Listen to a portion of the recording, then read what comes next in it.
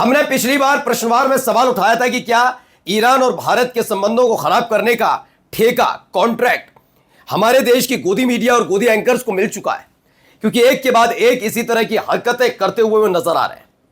अमूमन आप अपने देश के नागरिकों के लिए जिस तरह की खबरें दिखाते और चलाते हैं उससे जग जाहिर है, इसीलिए आप 157वें नंबर पर हैं।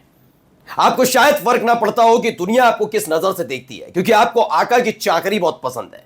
लेकिन एक बार फिर से एक और चैनल को एक एंकर के तौर पर आने वाले व्यक्ति का झूठ पकड़ा है। इस बार उसने खामनेई साहब के जनाजे को लेकर, उनके अंतिम संस्कार की प्रक्रिया को लेकर जो अपना एक पूरा वीडियो तैयार किया, उसको लेकर ईरान ने अपनी नाराजगी न केवल जाहिर की, बल्कि आज आपको बता दूं, अंबानी साहब का यह नया नवेला एंकर जब से आया है उसके बाद अब ईरान ने इन्हें मस्खरा बताया है। जी हां, गोदी मीडिया मस्करा है, मस्करे का काम करती है। ये कोई और नहीं कह रहा बल्कि ईरान ने कहा है। हाल ही में आपने देखा कि ईरान के लोग ईएमआई पर रोटी ले रहे हैं, रोटियां ईएमआई पर खरीदी जा रही है। यह खबर दिखाने वाली सबसे बुद्धिमान और सबसे विद्वान एंकर अंजना ओम कश्यप, सबसे पहले उनका झूठ पकड़ा गया। फिर अडानी साहब का चैनल आता है एनडीटीवी, जिसकी अपनी एक साख थी, लेकिन जब से अडानी साहब के कंट्रोल में आया है तब से उसकी कैसी खबरें रहती है सबको पता है। हाल ही में उसने भी एक खबर दिखाकर अपनी फजीयत करा ली।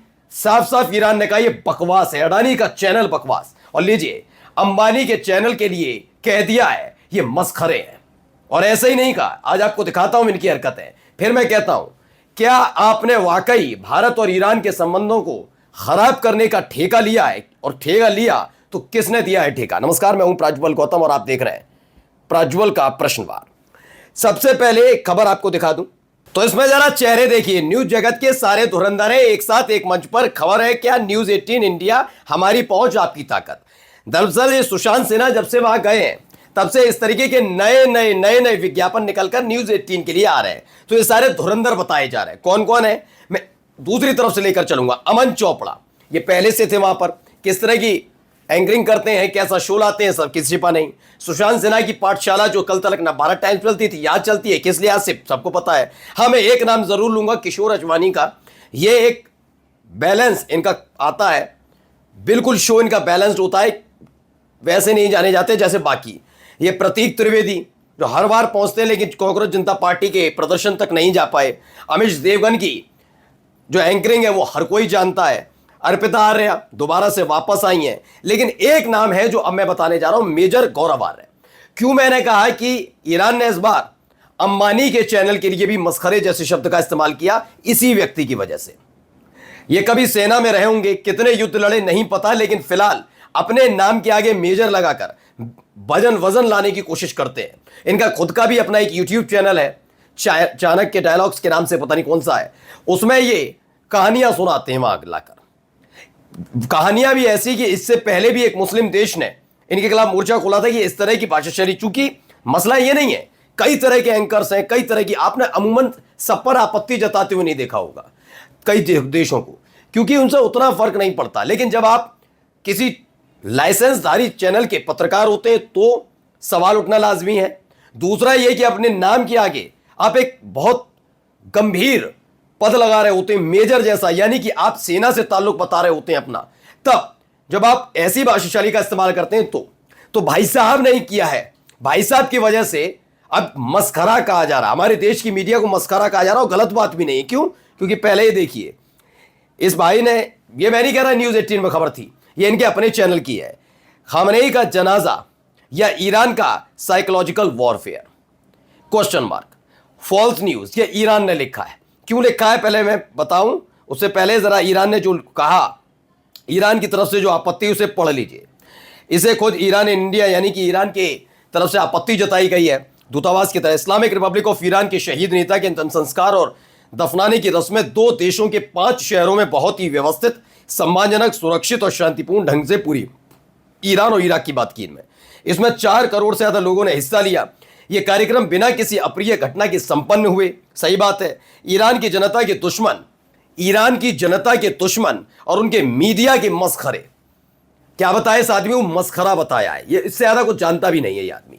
ये वही है ना जिसने एक चैनल पर, नाम बता देता हूं, वही TV9 भारतवर्ष, वहां खड़े होकर क्या क्या किया था पता है ना, सबको पता है ना। TV9 भारतवर्ष पर अलग अलग चैनल पर क्या कर रहे थे उस एक वक्त तो इन्होंने ये तक कह दिया, फूंक दो, उड़ा दो, ब्रह्मोस दाग दो, set fire, set to fire, set to fire.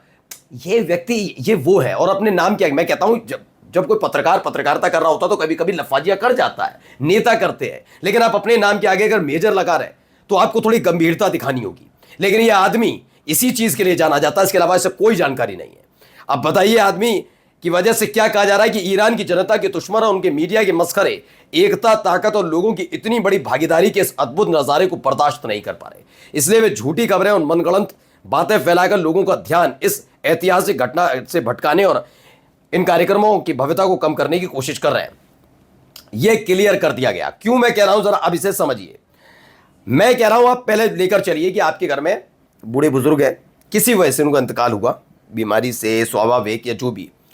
अब आप भी जानते हैं कि जब आपके जानने वाले शुभचिंतकों को इस बात की जानकारी मिलेगी कि आपके घर में कोई दुख आया है ऐसा, तो लोग आएंगे, आती है भीड़। सभी हम तो भारतीय, हमारे यहाँ तो सबसे पहले कहा जाता है सुख में जाओ मत जाओ, लेकिन दुख में जाना जरूरी होता है। तो लोग इकट्ठा होते हैं, कांदा देते हैं, बहुत होती है। मैं खमनी साहब के जनाजे पर आऊंगा, लेकिन पहले ये देखिए, तो क्या ये मान लिया जाए कि आप अपने घर में अपने उस बूढ़े बुजुर्ग व्यक्ति के इंतकाल के बाद अपने क्षेत्र में, अपनी कॉलोनी में अपनी ताकत की नुमाइश कर रहे हैं? ये कहा जाता है क्या? ये आदमी वो कह रहे हैं कि खामनेई साहब के जनाजे की बात करो, और तुम कह रहे हो साइकोलॉजिकल वॉरफेयर। और मैंने कहा ना, इसी आदमी की वजह से, बताइए क्या कह दिया, मीडिया के मस्खरे। यह आदमी यही है, और यह अकेला नहीं है। इससे पहले देखिए, यह आई थी खबर क्या थी, ये खामनेई की अंतिम विदाई के बीच 3000 कब्रें तैयार हैं क्या? इस पर भी ईरान ने फटकार लगाई थी। जनाजे, मतलब चिड़े कितने बैठे हुए हैं।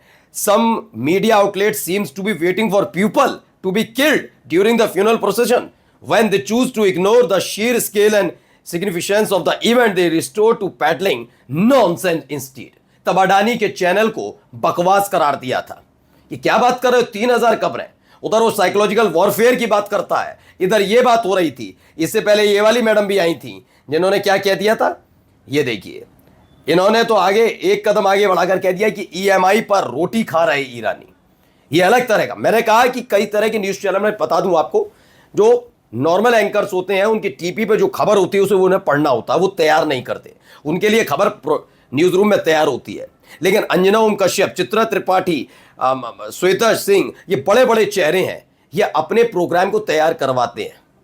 ठीक है ना, उन पर भारी भरकम जिम्मेदारी है, इसलिए मोटी रकम भी मिलती है। अब आप सोचिए, ऐसी ऐसी खबरें चला रहे हैं, EMI पर रोटी खा रहे हैं ईरानी, वो कह रहे हैं 3000 कब्रें तैयार, वो कह रहा है साइकोलॉजिकल वॉरफेयर, और हर बार इनकी हर एक खबर की धज्जियां उड़ा देता है ईरान। कुछ तो शर्म कर लो। नमस्कार।